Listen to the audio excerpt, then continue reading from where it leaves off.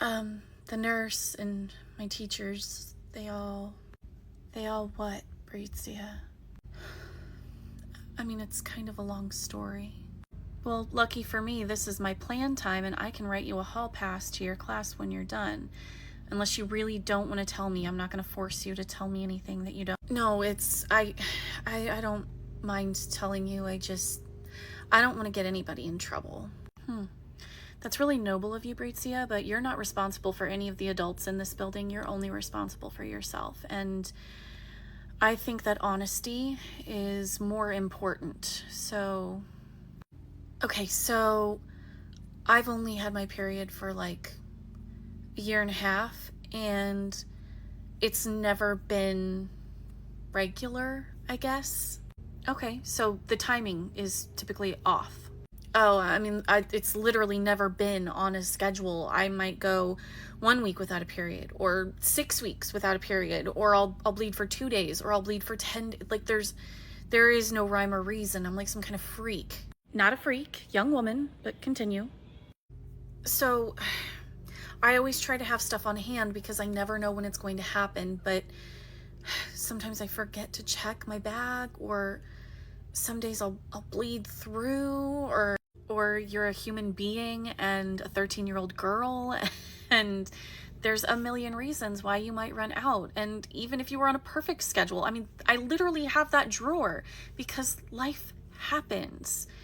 So, well, I wish everyone felt that way.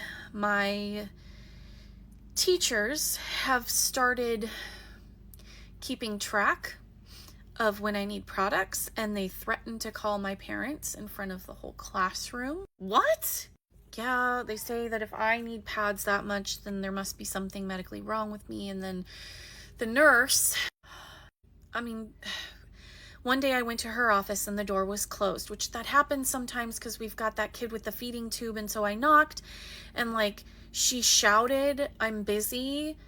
And so I thought I would wait a few minutes because normally it's just a couple of minutes while she's putting the feeding tube. It's normally just a couple of minutes. So I waited, but like almost 10 minutes had gone by. And so I knocked again, and she opened the door, and I saw that there were a couple of kids in there. And I told her, like, I whispered what I needed, and she like shouted so everybody could hear. Like, Brazia, it doesn't even matter what she shouted if she said something so that everyone else in that room could hear. She was violating your privacy, and none of this should have happened to you.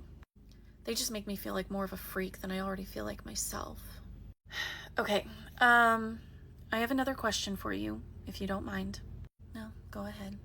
Are your grown-ups at home aware of how irregular your period is? Well, that's actually the other part of why I don't always have what I need. My mom died 2.5 years ago.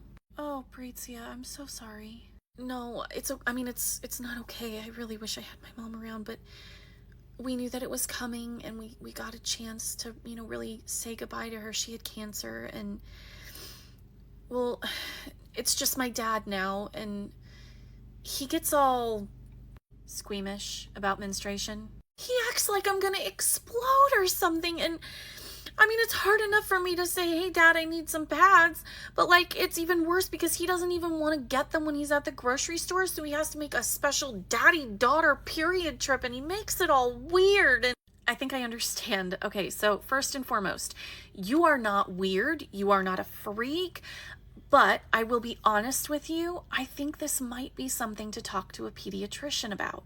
God, I can't tell my dad that. Well, lucky for you, you don't have to do this alone, even if it's just you and your dad at home.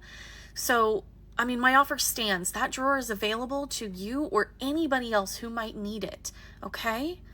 All right, thank you. Lastly, I need you to write your number down on this piece of paper here, along with your dad's first and last name.